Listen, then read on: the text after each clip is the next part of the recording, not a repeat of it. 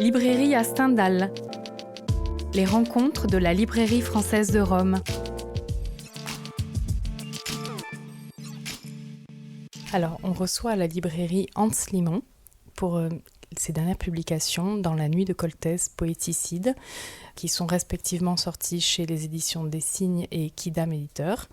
Tu es arrivé à ton 3e texte publié. Donc avant, il y avait aussi La bataille d'Hernani, toujours pour les Cygnes. Alors, on aurait voulu te poser quelques petites questions. D'abord, la première question sur l'hommage, parce qu'en fait, ce sont 3 textes qui rendent hommage à un auteur ou des auteurs.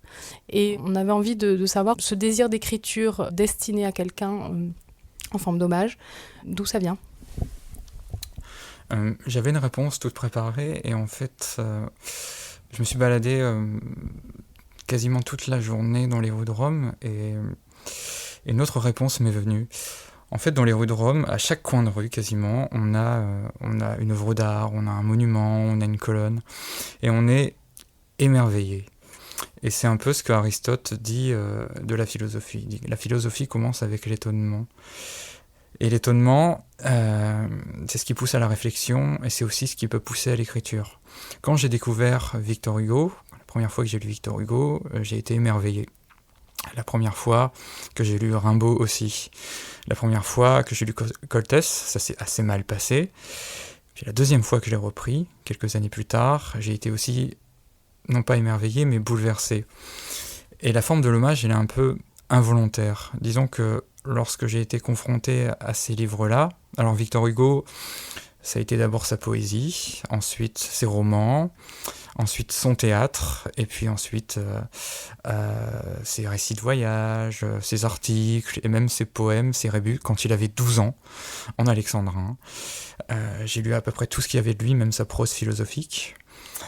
Coltès, ses lettres, ses entretiens, et tous les auteurs qui sont massacrés dans Poéticide, que ce soit Rimbaud, Pessoa, Byron, tous ces auteurs-là m'ont émerveillé et m'ont donné l'envie d'écrire. Et il se trouve qu'ils m'ont aussi accompagné à un moment donné de ma vie et que j'avais envie de prolonger cet accompagnement-là par l'écriture. Alors la bataille d'Hernani, j'ai choisi de le situer à un moment crucial de l'histoire de Victor Hugo, qui est ce qu'on appelle la bataille d'Hernani, c'est-à-dire le moment où Victor Hugo entre enfin à la Comédie Française et où les vieux classiques veulent faire plonger sa pièce, et où les jeunes romantiques viennent faire ce qu'on appelle la claque, c'est-à-dire qu'ils viennent le défendre. Alors, les jeunes romantiques de l'époque, c'est pas n'importe qui, c'est Gérard de Nerval, c'est Théophile Gautier, il y avait aussi dans la salle Alexandre Dumas, il y avait Berlioz, il y avait Chateaubriand. Donc tout ce beau monde-là, et Théophile Gautier raconte ça dans son histoire du romantisme avec son fameux gilet rouge. C'était pas un gilet jaune à l'époque, c'était un gilet rouge et sa chevelure mérovingienne, dit-il. Et c'était tous fans de Byron. C'était pas encore l'époque de Twilight, mais la mode était au vampirisme, donc on devait être le plus pâle possible pour séduire les dames.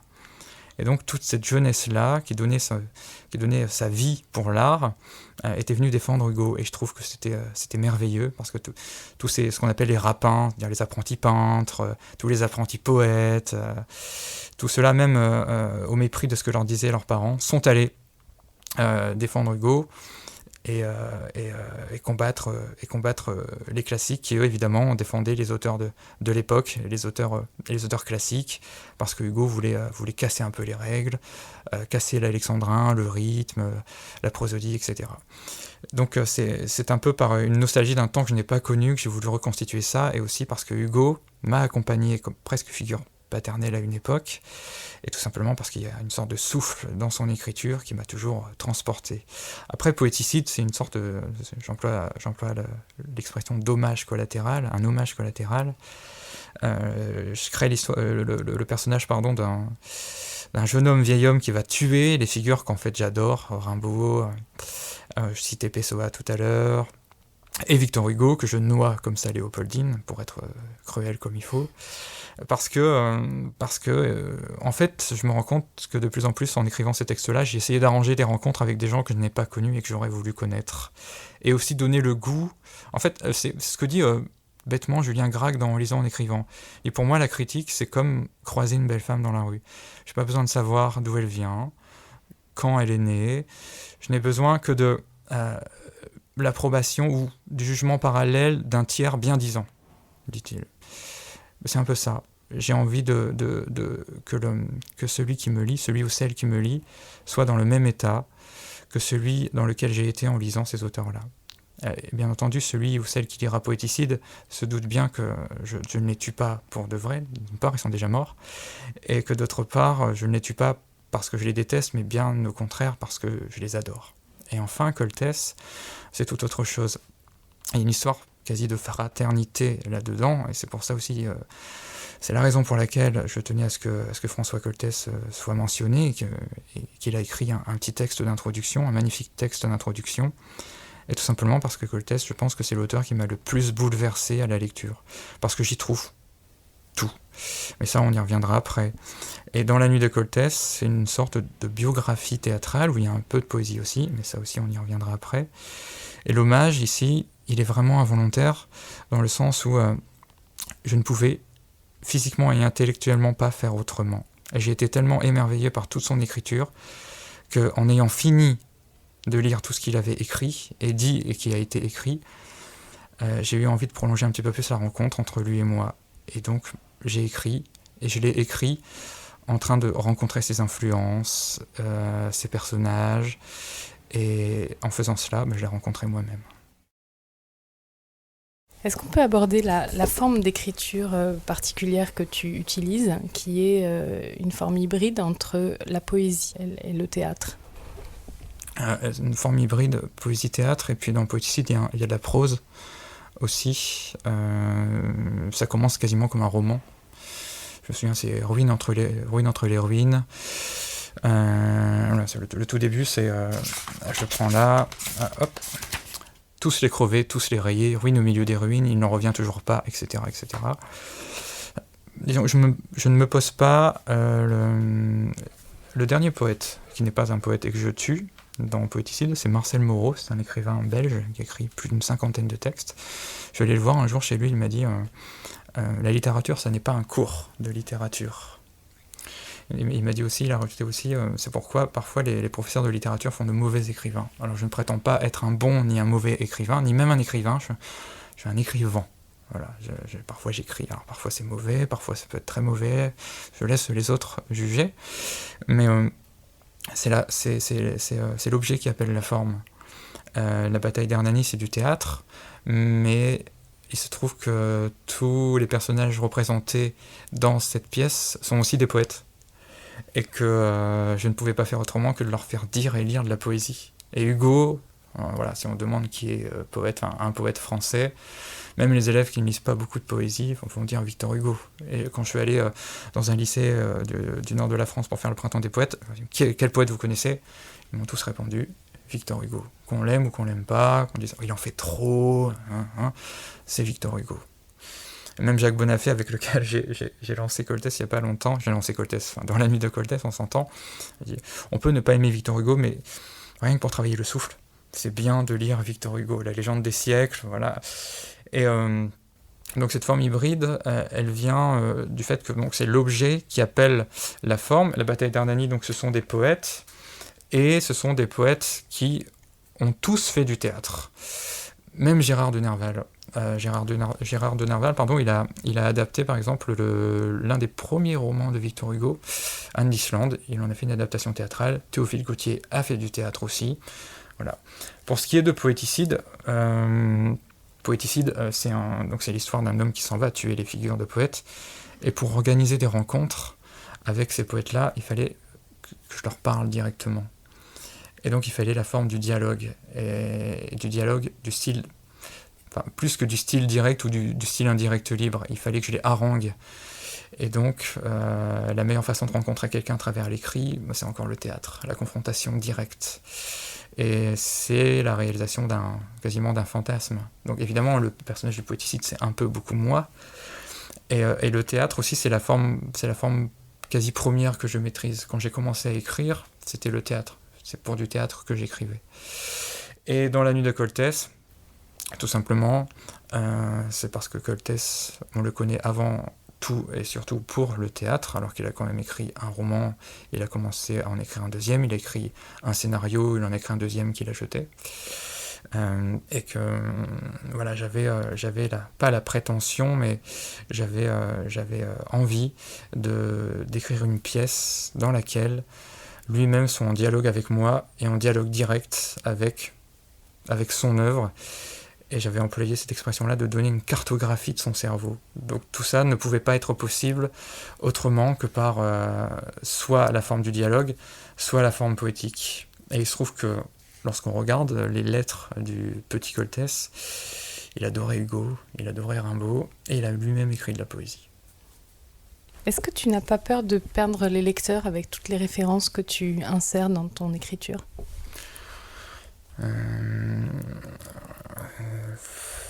Je n'écris pas pour des lecteurs. Bon, c'est peut-être un peu provocateur de dire ça, mais je n'écris pas pour des lecteurs. Je n'écris pas pour moi-même non plus. Un jour, une personne m'a parlé du lecteur lambda. Il dit, il faut penser au lecteur lambda, et je ne sais pas ce que c'est qu'un lecteur lambda. Parfois des textes, a priori, dont on ne pensait pas qu'ils pouvaient marcher, cartonnent. Et parfois des textes qui semblent évidents ne fonctionnent pas. Et alors je pense que je suis immensément égoïste quand j'écris. C'est un plaisir physique. Je pétris de la matière.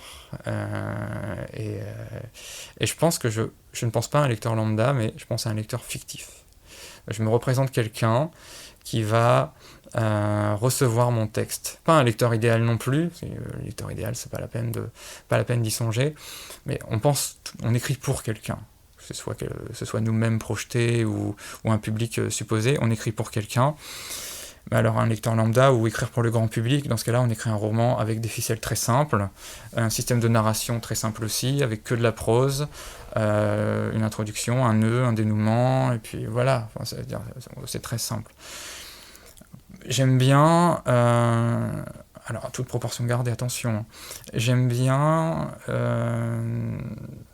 si je dois prendre une référence, c'est un peu le cinéma de Tarantino. Mais vraiment, je viens d'y penser maintenant. La première fois que j'ai vu Pulp Fiction, j'étais un peu jeune, donc j'étais très choqué. Mais ça m'a amusé de voir Travolta mourir et réapparaître après.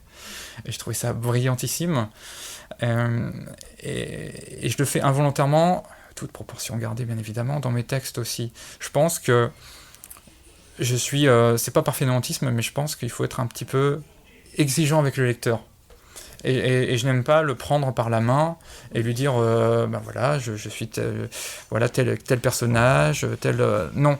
Je pense que le cinéma a quelque chose de très tyrannique en ce qu'il nous impose un montage et qu'on ne peut pas revenir en arrière aussi facilement que dans un livre et tourner les pages ou revenir en arrière comme avec la tablette. Mais en même temps, il a une liberté, il nous laisse une certaine liberté parce que on peut nous-mêmes reconstituer une certaine narration. Et dans Poéticide, ou dans La Nuit de Coltès, c'est un peu la même chose. C'est-à-dire que je sème des ponts, des indices, et même parfois des choses un peu cryptées. Et c'est aussi un peu au lecteur de reconstituer la logique. Et notamment les poèmes barrés. Dans Poéticide, on peut se dire, oui, c'est juste... parfois, il y en a un poème qui fait 2 pages, comme ça, barré. C'est à la fois une provocation, parce qu'on dit, là, la poésie n'existe pas, donc on passe à la suite et on va en prose. C'est un peu ça. Mais les poèmes barrés, en fait, sont aussi reconstituent l'histoire du personnage. Et à la fin, on a l'histoire du personnage juste avec cette épine dorsale de poèmes barrés, qui sont une sorte de colonne vertébrale. Pour le Coltès, pareil, si on n'a pas lu le Coltès, si on n'a pas lu Coltès, on peut passer à côté de la pièce, mais on peut aussi la lire sans ces références-là. Mais on la lit encore mieux si on les connaît. Et ce qui est encore mieux, c'est de la lire ou de la voir mise en scène, et ensuite d'avoir envie d'aller lire ou voir des pièces de Coltès. Donc j'ai pas peur de me couper de mon lectorat, mais je me dis pas comme les happy few, etc. Enfin, je me prends pas pour qui je ne suis pas, mais je fais confiance à un certain lectorat. C'est plutôt ça. Pourquoi Coltès alors, ce choc Coltès, cette immersion dans l'œuvre de Coltès? Parce qu'il a tout ce qu'on peut, tout ce que je suis en train de généraliser, il a tout ce que je recherche en littérature. Et même au-delà, il a une vision du monde, une sorte de métaphysique. Il a la métaphysique et le style. Il y a une sorte de métaphysique, il a une version. Il dit un jour, on lui pose la question, qu'est-ce qui vous différencie Shiro et vous? Il dit, Shiro est pessimiste, moi je suis désespéré. C'est une différence de taille. Il a une vision un peu noire de la nature humaine, l'amour pour lui n'existe pas, et en même temps c'est un grand amoureux. Il a des grandes envolées lyriques, des grands monologues qui tirent son théâtre du côté du roman, et en même temps parfois des répliques cinglantes qui tirent son théâtre du côté du cinéma. Il a écrit du roman aussi, il a écrit du scénario. Ses personnages sont d'une diversité ethnique intéressante. C'est pour ça qu'aujourd'hui on joue beaucoup de ces pièces. Enfin, on les joue aussi dans les théâtres un petit peu des quartiers. Et puis c'est quelqu'un qui dégage, quand on le voit, quand on le lit, qui dégage quelque chose que les autres n'ont pas. Il a une sensibilité à laquelle on ne peut, en tout cas quand on est un petit peu sensible, qu'adhérer, même si on n'aime pas son écriture. En tout cas, dans mon cas, c'est ce qui s'est passé. Et puis enfin, il a une cohérence dans toute son œuvre. Et quand on lit les deux textes que je préfère de lui sont Salinger, adapté du vrai Salinger, mais avec un seul L. Lui, il en a mis deux. Comme il a modifié Tsuko, au lieu de mettre un S, il a mis un Z, alors que ce sont deux pièces opposées. Et on y trouve absolument tout. On y trouve du lyrisme, on y trouve de la noirceur, on y trouve du romantisme. Et il a réussi à rentrer dans la tête de ses personnages et à en faire des figures symboliques. Et c'est ça que je recherche dans la littérature, c'est-à-dire le style. Il se rapproche du langage parlé et en même temps, il y place une poésie, mais absolue. Il aimait bien Claudel, il me dit, mais au bout d'un moment, ça fait chier Claudel quand même. Et une violence qui, quand on l'entend, contraste absolument avec le personnage qu'il est et qu'il incarne. Et ce sont toutes ces contradictions-là qui font que on ne peut qu'être, je n'ai pu être qu'être fasciné. Merci beaucoup. De rien, merci beaucoup. Librairie à Stendhal. Les rencontres de la librairie française de Rome. Le plaisir est tout à fait compatible avec la culture. Il y a un plaisir de la culture, incontestablement. Librairie à Stendhal. Retrouvez le programme sur notre page Facebook et en suivant Eventis Stendhal sur Instagram.